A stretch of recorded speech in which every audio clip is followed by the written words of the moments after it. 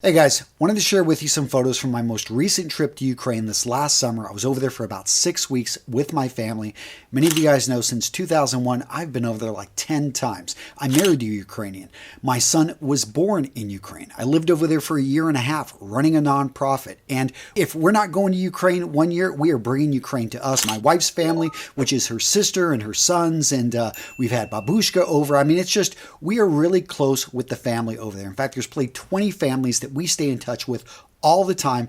And this picture right here, I really want to zero in on. As you can see, I'm having a great time with my girls in what's known as Lvov Chocolate Cafe. And it's a really popular chain around there. They have really great hot chocolate and just desserts and meals. And I loved taking my kids there. So you can imagine my surprise a few days ago when I see this video of a missile hitting the building in which I have enjoyed so many great dates with my wife and my daughters that is a mere few blocks from where my family, my wife grew up and where I lived for a year and a half. Now, you can't see this, but right here in the down part of the picture, there's a Novus, there's this Pesto Cafe, there's a great little hidden coffee shop right there at the base of this building.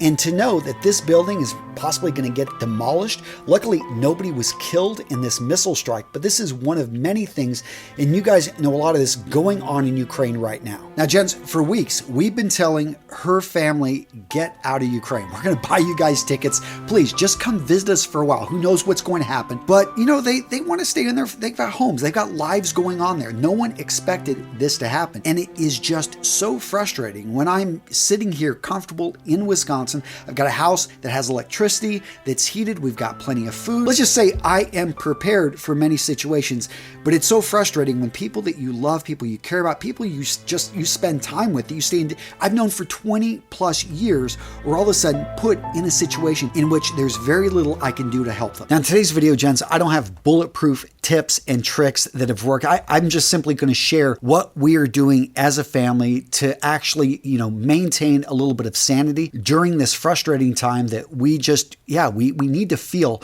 like we're doing something, even if it's incredibly small. And if you've got something to ask, I know many of you guys have gone through some tough situations. We got a global audience here. I would love to hear from you down in the comments what you would suggest people do when they feel useless, when they feel like they've got to do something and they're just simply powerless to do really what they feel is much. So the first thing we're doing, and we didn't even realize this was important or we were doing this, is we are educating people on the Ukrainian situation. So many people out there, they don't even know the difference between Ukraine, Russia, they don't even know Belarus. What is this thing? So every time we have a conversation, we're trying to set the stage and give people a little bit of background information on what caused this conflict, why this is happening, who the players are, and what the situation is. This is something that I just take for granted because I've studied history, because we've been going to the countries, because I'm married to Ukrainian, because this has been a conversation for years, but most people don't have that background. I realized most Americans don't even care about this. For them, it's just another conflict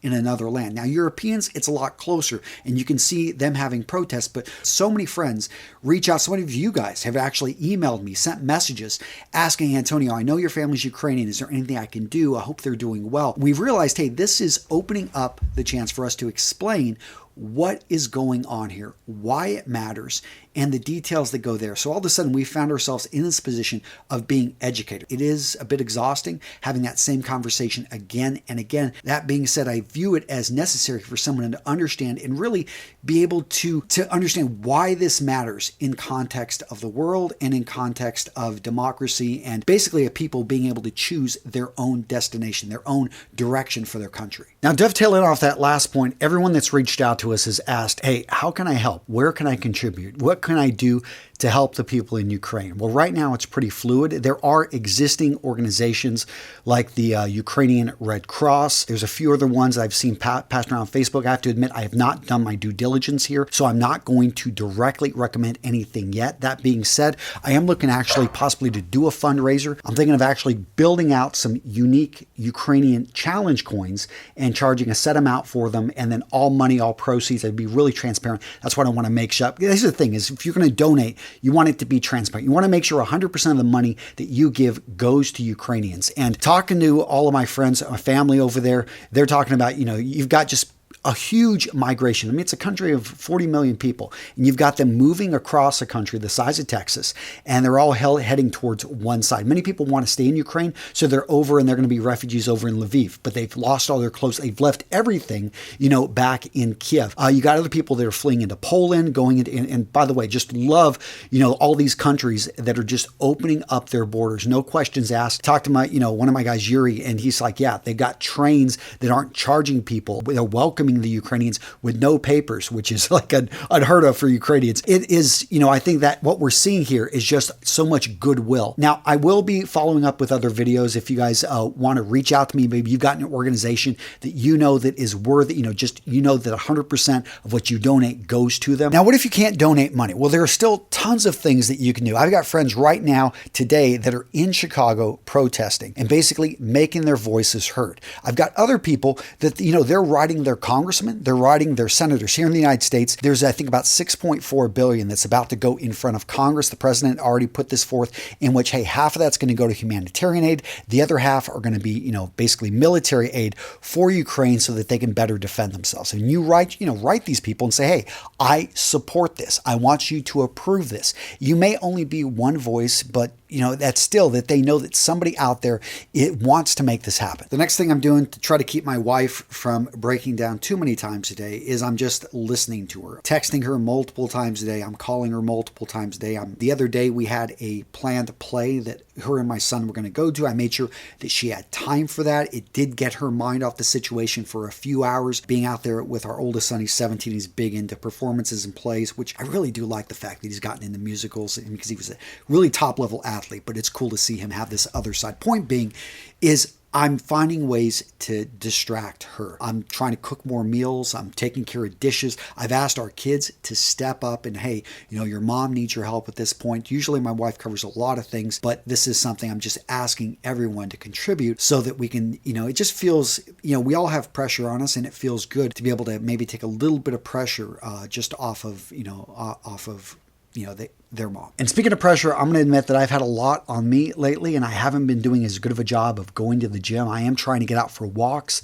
I'll be going and going for a workout this afternoon. It is something that trying to eat a bit cleaner, getting plenty of rest. I have a lot of my friends, very close friends, that have just been calling me. I've been talking with them, even though we can't resolve anything. Having these conversations when you're going through situations like this, I think that being able to lay it out there and just all, commiserate together, at least it feels like you're spreading out the burden a bit. And even though I feel bad that my friends are feeling bad about this isn't like I do this very often. It's been really nice to see so many friends just reach out and want to talk about this.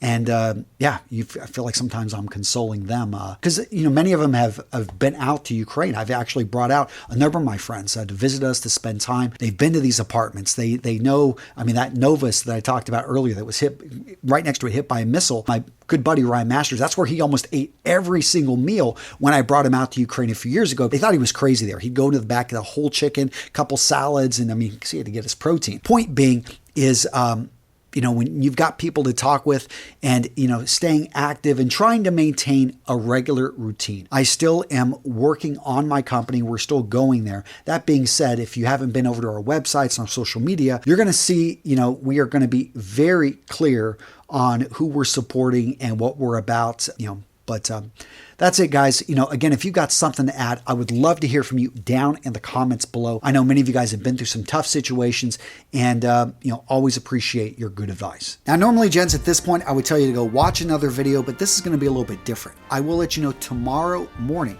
same time, same place. I got a really special video coming out. Again, I'm dedicating this one to Ukraine, and I'm going to be talking about leadership in action. If you haven't watched the Ukrainian president, right now we are getting a masterclass on how to lead a country during wartime. And if you haven't checked out the guy Zelensky, amazing story, and I'm just more impressed in the last week with his actions. And the more you learn about the guy, the more you realize, wow, this is an unexpected leader. But in my opinion, and all the Ukrainians I've spoken with, he's doing things right. They are very proud of him, and it's a really cool story, which I will be getting into more tomorrow.